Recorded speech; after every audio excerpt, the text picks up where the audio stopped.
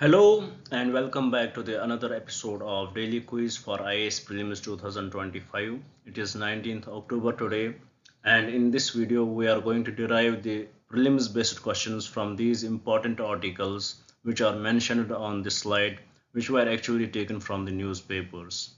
You know, before we will start our discussion, I would like to give you the brief introduction about this video so that you will get more connected with it.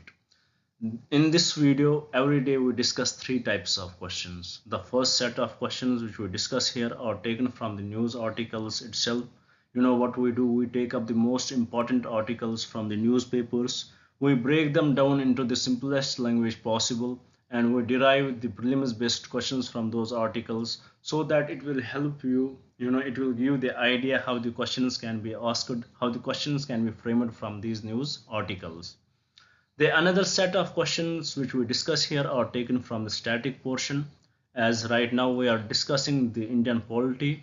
In Indian polity we are discussing article fundamental rights, and in fundamental rights today we are going to derive the important prelims based question from article 23 so that it will give you the idea what should be your approach while you are studying for your prelims, how you should study, how you should read or learn these articles by heart, where from the UPSC faculty can ask you questions. So it will give you the proper idea about it. After discussing these articles with respect to the current affairs and the static portion, we will shift our approach towards the previous year questions. We would take a few previous year questions. We will try to find out the ways and methods by which we can solve those questions, and also we will try to find out how we can implement that knowledge in the upcoming exam. So this is in a nutshell about this video what we discuss here. Now, before we will start our discussion, I would like to request you a few things. First of all, please do watch the full video. It is going to be very much important for you. Trust me, it is worthy of watching. As I already discussed, what are my sources of my questions which we discuss here. And the good thing about the source which we use is that it is the same source which is used by the UPSC. So there are high chances that these questions may coincide, or at least the statements may coincide, and if not the statements but at least the concepts may coincide. So it will give you the proper idea what you have to read. And the another thing which I would like to request you, please do note down these questions or at least take the screenshot of these questions. It is going to be very much essential for you. When your exams would be near and you would want to revise the current affairs at that time, but the time won't permit you because it would be very much limited and you have to revise the current affairs of the whole year, but at the same time you have to go through the model papers, you have to go through the static portion, you have to go through the CSAT. So it becomes very much difficult to cover all this stuff in a particular frame. So if you have these questions with you at that time, you would just read out these questions, you would revise these questions. These questions would definitely connect you with the current affairs of the year, and also it will boost your confidence before entering the exam hall. So it is going to help you in many ways in clearing your next year's prelims exam. And the another thing which I want to request you, which I want you should follow, please do subscribe the channel, share it with your friends, and please do write in the comments what else should we bring for you, where do we lack, what are the improvements which we need to bring in. If there is a need of changing the medium of our teaching, we can change it, we can shift to Hindi, or even we can shift to Kashmiri. So it is up to you. If you want us to change the medium, we can change it for you. So please do write in the comments so that we will bring it for you guys. And you can also criticize us. Please write in the comments, but be little bit respectful so that it will not demotivate us. But you can criticize us, you can easily communicate with us what else should we bring for you. So this is a nutshell about the video. Now without wasting any time, let's have a look at the topics from where we have taken today's questions. The first article which was in the news, which is important for your preparation, from where we had taken the first question, is Mission Mosam. It was recently approved by the Union Cabinet in September this year. And what is this mission MOSM? So let's try to understand it. What are its objectives and what are its goals? Let's try to find out that. First of all, before discussing the objectives, let's see what is the need of this mission MOSM in our country right now. It is the time of global warming right now. We have uneven rains, we have uneven floods, we have uneven droughts. So, and most of our country is very much dependent on the agriculture. So, what does it mean? If there is any failure of rain or there is excessive rain, it would definitely harm our crops, and finally, it will definitely harm the economy of the country. So, it becomes very much essential, not only the economy in the food sector. It also destroys the families, it also destroys the houses if there are huge floods, if there are landslides because of the heavy rains. It will destroy the property, and it also can lead to the loss of lives. So it becomes very much important for us to understand, when to understand the accurate time of the rains, when they will come, at what intensity they will come, and what can be the measures taken by the government officials to rescue the people and save the property and save the lives. So for that, it becomes very much important. And with respect that, we have different ways by which we use to predict the rain weather of the day, or weather or the climate or the season. We use to predict the weather by different methods. Similarly, in this context, in the month of September, the government has introduced this initiative of Mission MOSM. It is going to be very ambitious, and its objectives, the materials which we are going to use in it are very ambitious and high. They are going to be we are going to use the advanced technology in predicting these things, when the rains would come, what would be the delay period, at what intensity they will come. So without any further delay, let's jump to the objectives of this mission MOSM. First, let's try to understand which ministry has brought it under which ministry it comes. It definitely comes under the Ministry of Earth Sciences. They had brought it with the Meteorological Department, National Center for Medium Range Weather Forecasting, and the Indian Institute of tropical meteorology. So these three collaborated, and they had brought up this mission MOSM. It comes under the Ministry of Earth Sciences. So what are its objectives? Its objectives are expand observation networks. In this they will add extra radars, Doppler radars, to predict the weather, very precisely.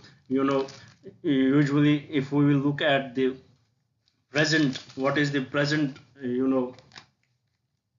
what is the present weather forecast accuracy. They want to increase it, up to 5 to 10%. And also they want to improve the resolution of NWP, which is numerical weather prediction. They want to improve that radius to earlier it is 12 kilometer, up to 12 kilometers. It is long range. Now they want to in a way increase it. We can say increase it, not a proper word. They want to make it very much precise. They want to make it very much localized. So in this regard, it is going to use the high technology, the advanced technology with respect to radars, AI technology, and machine learning. So what are its objectives? Its objectives are expand observation networks. Second, cloud chambers, which would be used for cloud seeding when there are conditions of drought anywhere in our country, and also enhanced weather methods like AI technology, machine learning. So these are the in enhanced weather methods. They are going to use AI technology and machine learning. So these are the objectives of the mission MOSM. And what are its long-term goals? Its long-term goals are improve weather forecast accuracy by 5 to 10%, provide localized prediction at panchayat levels, and also more frequent short-term forecasts. It will give more frequent short-term forecasts. So this is in a nutshell about the mission MOSM. I hope you had understood it. With respect to this, we will solve a prelims based question. The idea of this slide is to give the context.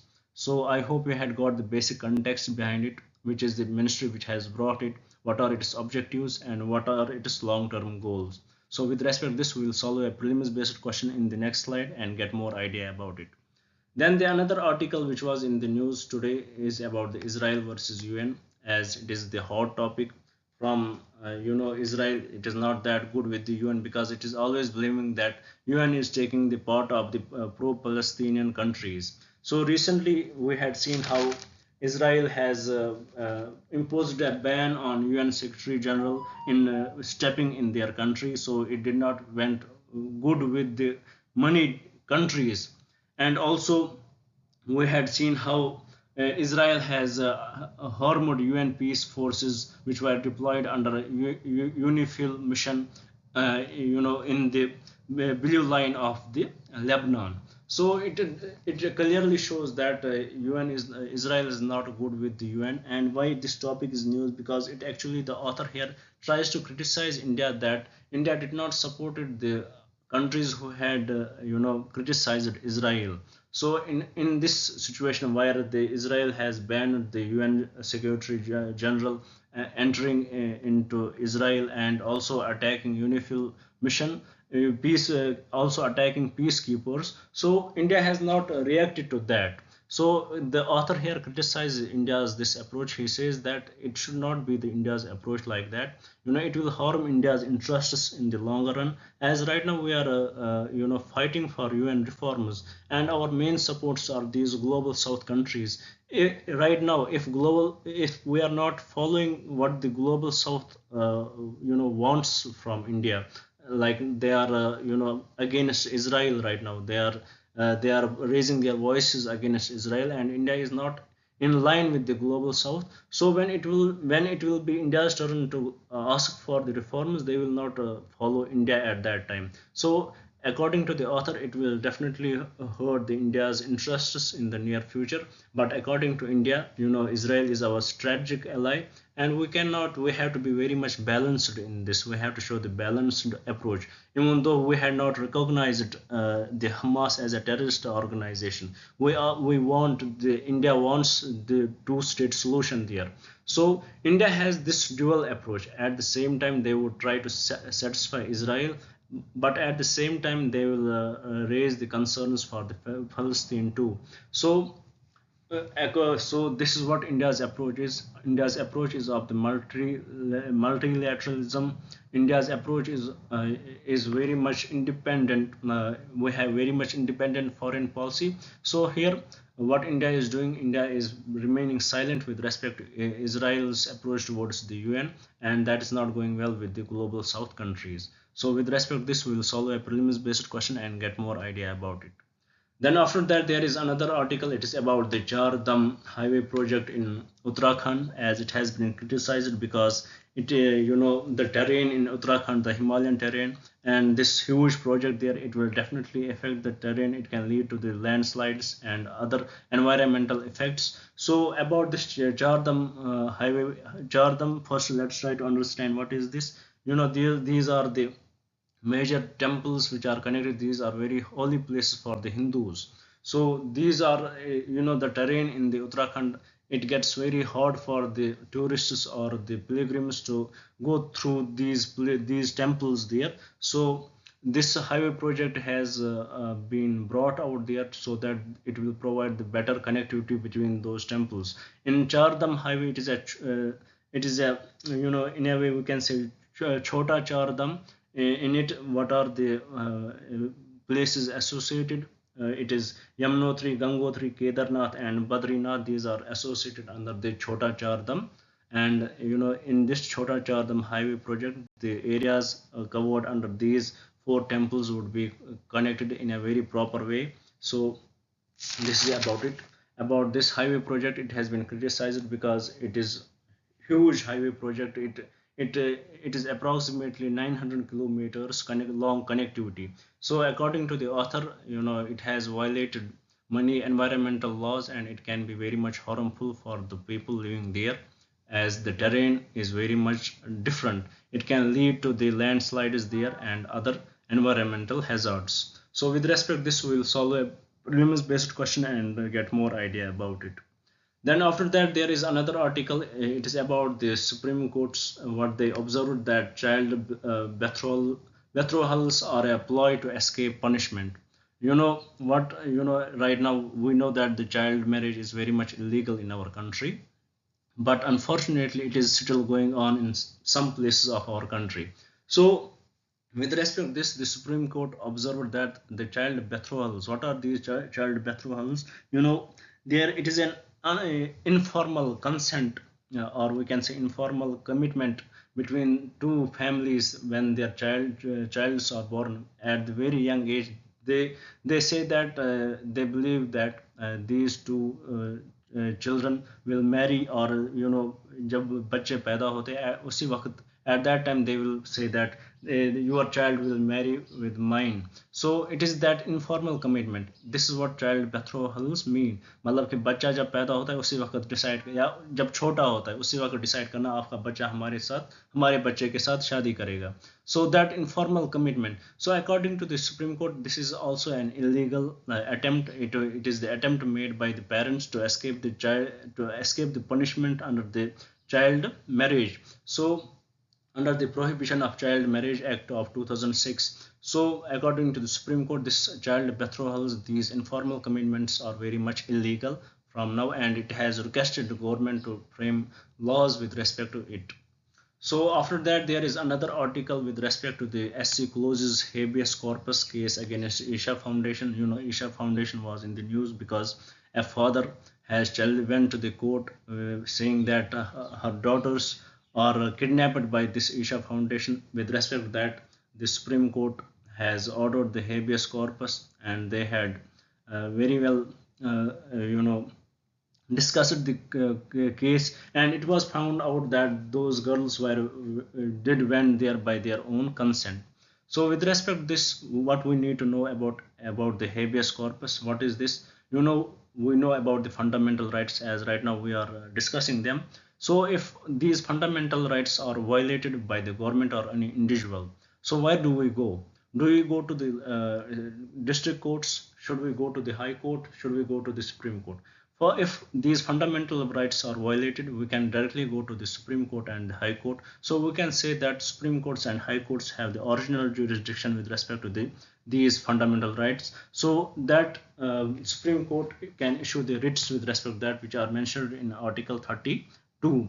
So with respect to this, there is a writ called habeas corpus, which means bring, which means that they have to bring up the body.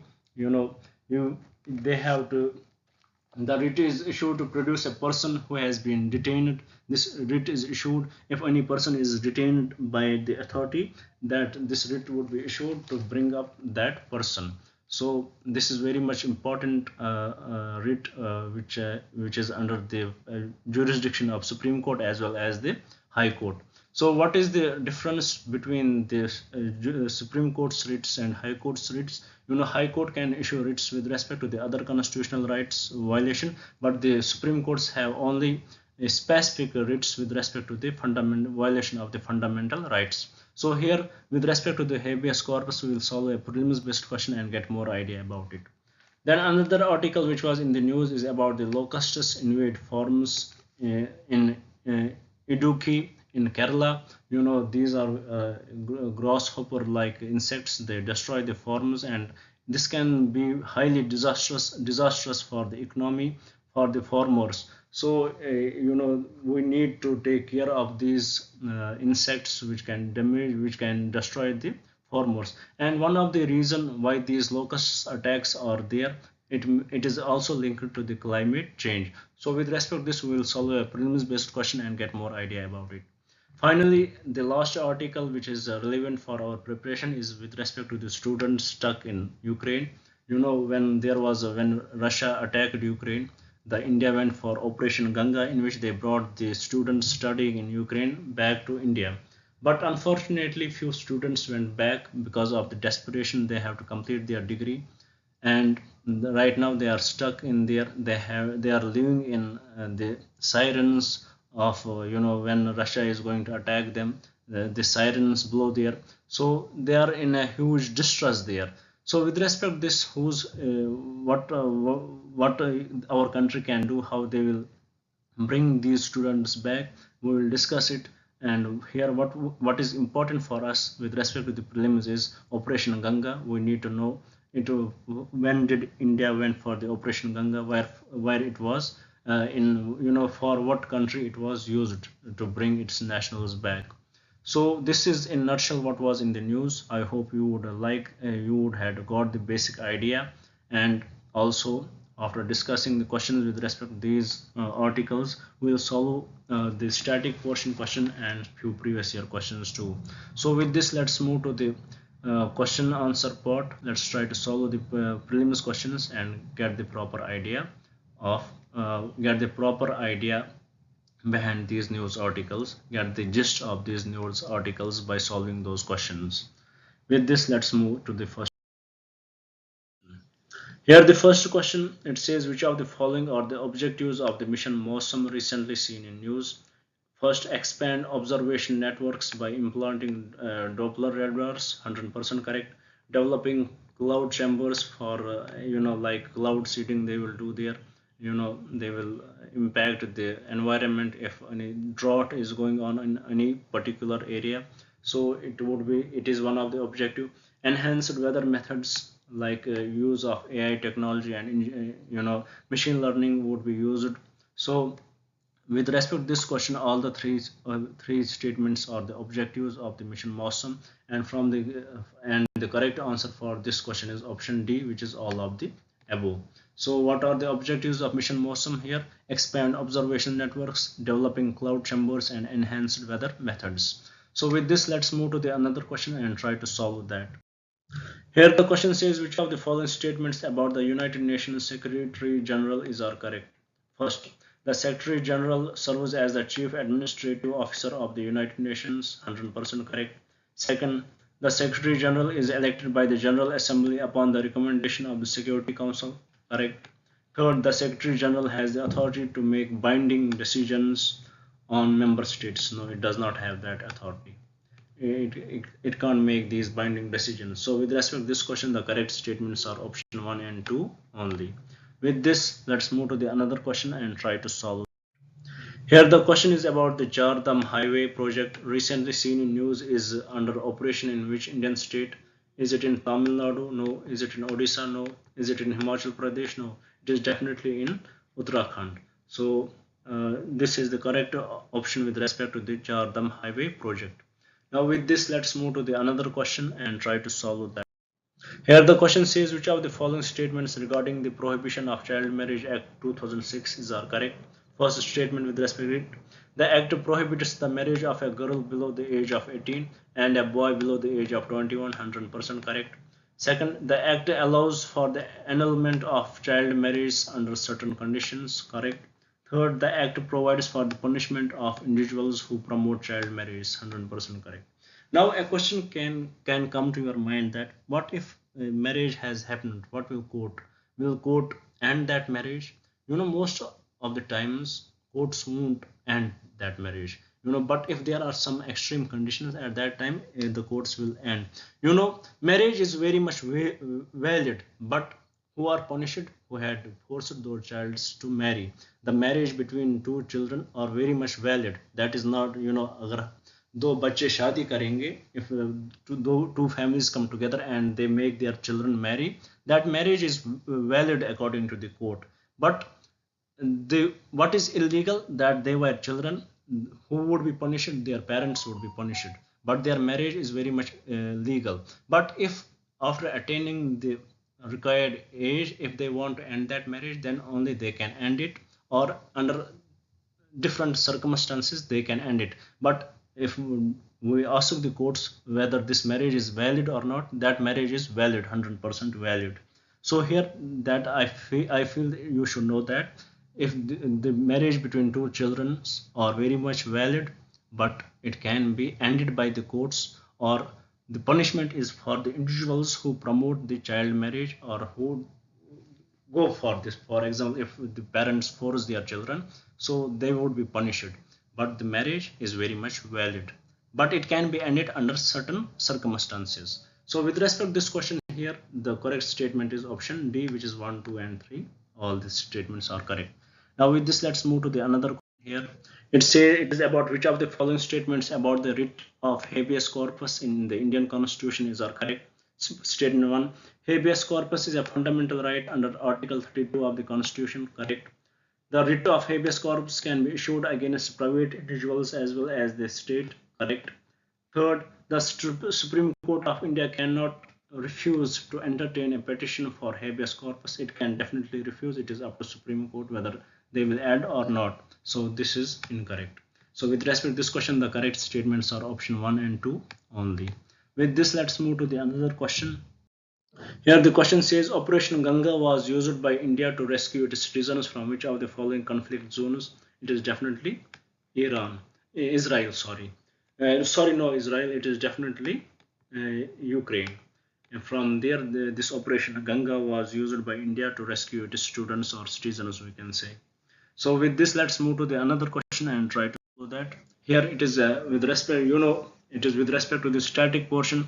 With respect to the current affairs, we had solved all the questions. I hope you had got the proper idea about the current affairs, what was in the news today, and we had solved the questions which could be asked from those current affairs. Now our shift is towards the static portion, as today's topic is Article 23. Now let's solve a question on it. For the question says which of the following statements about Article 23 of the Indian Constitution are correct. First statement, Article 23 prohibits human trafficking and forced labor. 100% correct. It is against exploitation. Article 23 is against right against exploitation. So this is correct. Statement 2, Article 23 allows for the regulation of the conditions of labor in industries. No, nothing it does not deal with the regulation of conditions of labors in industries. Third statement, Article 23 provides for punishment for trafficking in human beings. 100% correct. So with respect to this statement, with respect to this question, the correct statements are option 1 and option 3. And from the code given below, the correct code would be option B. With this, we had completed the static part also. Now let's shift our approach towards the last part of our discussion, which is discussing previous year questions. Here the first question is, who among the following Gandhian follower was teacher by profession? Is it A. N. Sinha? He was not a school teacher. Baraj Kishore Prasad, neither him. Rajendra Prasad, neither him.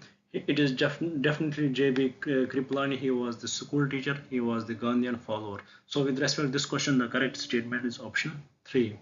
Now coming to the last question of today's discussion, it says which of the following was a journal brought out by Abul Kalam Azad? Is it Comrade? No. Is it Indian Socialist? No. Is it Zamindar? No. It is definitely Al Hilal. This is the journal which was brought out by Abul Kalam Azad. So with this, we complete today's discussion. I hope you would like the video. I hope you would share it with your friends, and I definitely hope you would write in the comments. Thank you for staying with me. Thank you very much. Have a nice day.